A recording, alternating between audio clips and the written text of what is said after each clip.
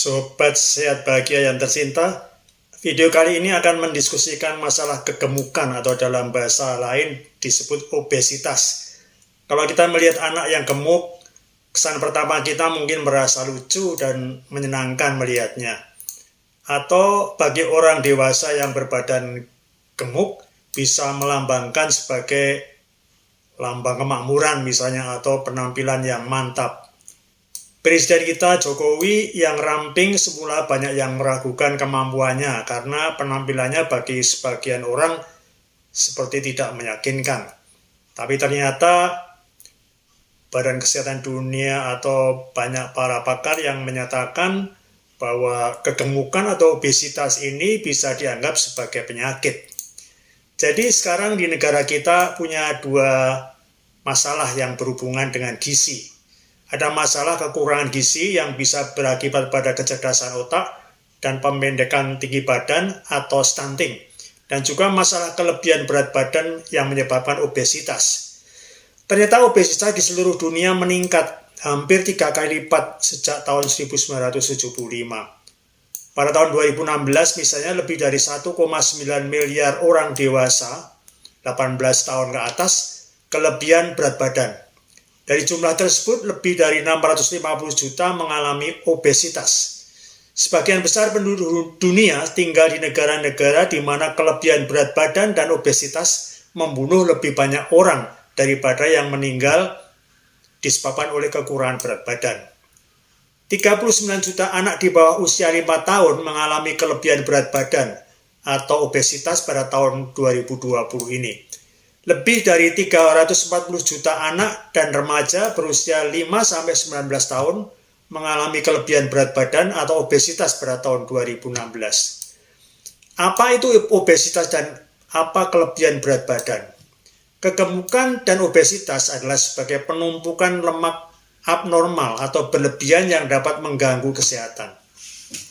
Bagaimana cara mengukur kelebihan atau kekurangan berat badan? Dapat diukur dengan indeks massa tubuh atau BMI, yaitu dengan menghitung berat badan seseorang dalam kilogram dibagi dengan kuadrat tinggi badannya dalam meter. WHO mendefinisikan kelebihan berat badan dan obesitas sebagai kelebihan berat badan jika BMI lebih besar atau sama dengan nilai 25. Dan dikatakan obesitas adalah jika BMI lebih besar atau sama dengan 30. Kegemukan dan obesitas ternyata menyebabkan banyak kematian di seluruh dunia daripada kematian karena kekurangan berat badan. Secara global, ada lebih banyak orang yang mengalami obesitas daripada kekurangan berat badan. Sebenarnya apa penyebab obesitas dan kelebihan berat badan itu? Penyebab mendasar dari obesitas dan kelebihan berat badan adalah ketidakseimbangan energi antara kalori yang dikonsumsi dan kalori yang dikeluarkan.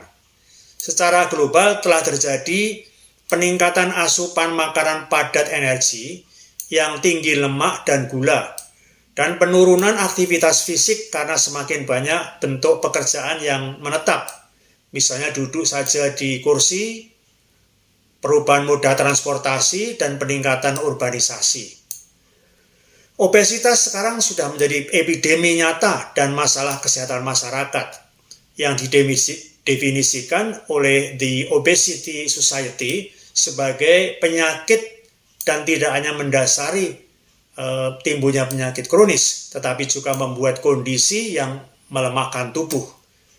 Dasar dari obesitas adalah gangguan anatomi dan fungsional jaringan lemak yang mengakibatkan reaksi tubuh yang merugikan yang dapat menyebabkan atau memperburuk penyakit metabolik. Penyakit metabolik yang paling terkait dengan obesitas mengakibatkan kekakuan pembuluh darah, hipertensi, dislipidemia, kebanyakan lemak, diabetes mellitus tipe 2, dan kelainan hormon pada wanita dan pria. Oleh karena itu, pengobatan obesitas memainkan peran penting karena kelainan obesitas ini akan berhubungan dengan peningkatan risiko berbagai penyakit dan penurunan harapan hidup. Obesitas meningkatkan risiko lebih dari 200 penyakit kronis, termasuk diabetes mellitus, penyakit gula darah, risiko menderita diabetes mellitus 2,5 kali lebih tinggi pada obesitas. Dan prevalensi diabetes 10 kali lebih besar pada orang yang dengan obesitas sedang dan 30 kali pada orang dengan kasus obesitas berat.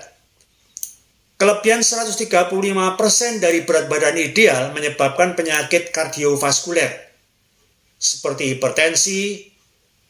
Peningkatannya 3 kali lipat risiko terkena hipertensi. Penyakit jantung koroner, batu kandung empedu, yang 3 kali lipat kemungkinannya peningkatan risiko terkena batu kandung empedu, menyebabkan sindrom susah bernafas waktu tidur, memicu penyakit asma, penyakit kejiwaan, termasuk depresi, sindrom tumor ovarium, penyakit hati berlemak, penyakit reflux gastrointestinal, osteoartritis atau radang sendi, dan memicu terkena beberapa kanker. Kelebihan lemak tubuh mengurangi mobilitas, daya tahan berjalan, dan kinerja fisik. Pada pasien obesitas dengan diabetes dan hipertensi, kejadian penyakit jantung iskemik melebihi 30%. Memiliki jumlah lemak perut yang lebih besar dibandingkan dengan bagian tubuh lainnya menyebabkan risiko komplikasi kesehatan yang lebih besar. Jadi seseorang mungkin memiliki BMI yang berada dalam kisaran kelebihan berat badan atau kategori sebelum obesitas, namun mereka memiliki obesitas sentral karena lingkar pinggangnya yang panjang atau perut gendutnya. Seseorang berisiko lebih besar untuk ketika lingkar pinggang mereka lebih dari 90 cm untuk pria dan 80 cm untuk wanita yang tidak hamil. Mari kita contoh masyarakat Jepang yang mempunyai umur harapan yang tertinggi di dunia. Banyak orang Jepang yang berusia lebih dari 90 tahun bahkan 100 tahun. Salah satu sebabnya karena pola makan mereka yang tidak berlebihan, banyak sayur, banyak makan ikan, rendah garam, sedikit minyak atau gorengan, dan sedikit gula atau karbohidrat. Bisa dilihat di restoran-restoran Jepang yang ada di Indonesia misalnya, mereka termasuk masyarakat yang banyak beraktivitas fisik, seperti jalan kaki dan bersepeda. Jika seseorang makan lebih banyak kalori dari yang dipakai atau di metabolisme, orang tersebut akan bertambah berat badan. Dan tubuh akan menyimpan kelebihan energi sebagai lemak. Jika seseorang makan lebih sedikit kalori daripada yang di metabolisme, akan menurunkan berat badan. Oleh karena itu, penyebab paling umum dari obesitas adalah makan berlebihan dan kurangnya aktivitas fisik. Jadi penyebab obesitas yang pertama, orang yang tidak banyak bergerak membakar lebih sedikit kalori daripada orang yang aktif. Ada hubungan yang kuat antara aktivitas fisik dan penambahan berat badan pada seseorang. Penyebab kedua adalah makan berlebihan menyebabkan kenaikan berat badan, terutama jika diet tinggi lemak. Makanan tinggi lemak atau gula misalnya dengan makanan cepat saji atau makanan yang digoreng atau permen, memiliki kepadatan energi yang tinggi. Makanan yang memiliki banyak kalori dengan jumlah kecil makanan. Penyebab ketiga ada hubungannya dengan keturunan atau genetika. Seseorang lebih mungkin untuk menjadi obesitas jika salah satu atau kedua orang tua mengalami obesitas. Genetika juga mempengaruhi hormon yang terlibat dalam regulasi lemak. Misalnya, salah satu penyebab genetik obesitas adalah defisiensi leptin. Leptin adalah hormon yang diproduksi dalam sel-sel lemak dan di plasenta. Leptin mengontrol berat badan dengan memberi sinyal pada otak untuk makan lebih sedikit ketika simpanan lemak tubuh terlalu tinggi. Jika untuk beberapa alasan tubuh tidak dapat menghasilkan cukup leptin atau leptin tidak dapat memberi sinyal kepada otak untuk makan lebih sedikit, kontrol ini hilang dan obesitas terjadilah. Penyebab yang keempat, diet tinggi karbohidrat. Karbohidrat meningkatkan kadar glukosa darah, yang pada gilirannya merangsang pelepasan insulin oleh pankreas. Dan insulin meningkatkan pertumbuhan jaringan lemak dan dapat menyebabkan kenaikan berat badan. Beberapa ilmuwan percaya bahwa karbohidrat sederhana gula, fruktosa, makanan penutup, minuman ringan, bir, anggur, dan lain-lain berperan terhadap kenaikan berat badan karena mereka lebih cepat diserap ke dalam aliran darah daripada karbohidrat kompleks, misalnya beras merah, biji-bijian, sayuran, buah mentah, dan lain-lain. Penyebab yang kelima adalah frekuensi makan.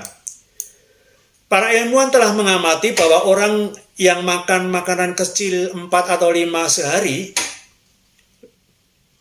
memiliki kadar kolesterol yang lebih rendah atau kadar gula darah yang lebih stabil daripada orang yang makan lebih jarang, 2 atau 3 kali makan besar setiap hari. Salah satu penjelasan yang mungkin adalah bahwa makanan kecil yang sering menghasilkan kadar insulin yang stabil, sedangkan makanan besar menyebabkan lonjakan besar insulin setelah makan. Penyebab keenam dari obesitas karena pengaruh obat-obatan. Obat-obatan yang bisa menaikkan berat badan, contohnya antidepresan misalnya. Obat yang digunakan untuk mengobati depresi. Antikonvulsan atau obat yang digunakan dalam mengendalikan kejang. Beberapa obat untuk diabetes seperti insulin, sulfonylurea, dan thiazolidinediones. Hormon tertentu seperti kontrasepsi oral dan obat anti radang, kortikosteroid seperti prednison juga menyebabkan ada efek untuk meningkatkan berat badan. Beberapa obat tekanan darah tinggi dan antihistamin juga menyebabkan kenaikan berat badan. Penyebab ketujuh obesitas adalah faktor psikologis. Bagi sebagian orang, emosi mempengaruhi kebiasaan makan. Banyak orang makan berlebihan sebagai respon terhadap emosi, seperti kebosanan, kesedihan, stres, atau kemarahan. Penyebab kedelapan adalah menderita penyakit tertentu, seperti hipotiroidisme, resistensi insulin, sindrom ovarium polikistik, dan sindrom Cushing, juga merupakan penyumbang obesitas. Penyebab kesembilan adalah masalah sosial. Ada hubungan antara masalah sosial dan obesitas.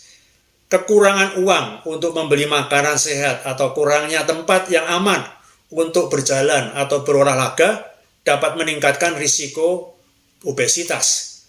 Berat badan seseorang selama masa kanak-kanak, masa remaja, dan dewasa juga dapat mempengaruhi perkembangan obesitas orang dewasa. Oleh karena itu, penurunan obesitas pada masa anak-anak adalah salah satu langkah yang baik dalam memerangi obesitas. Menurunkan berat badan secara perlahan dan terus-menerus, misalnya setengah kilogram setiap minggu, lebih baik daripada kehilangan banyak dengan cepat, karena lebih mungkin bertahan setelah seseorang mencapai target berat badannya. Meskipun olahraga dan perubahan pola makan adalah alat penurunan berat badan yang sangat berguna, namun bagi sebagian orang, kadang-kadang ini tidak efektif. Dalam hal ini, dengan pengobatan atau operasi mungkin menjadi pilihan. Beberapa cara menurunkan berat badan adalah: pertama, perubahan pola makan.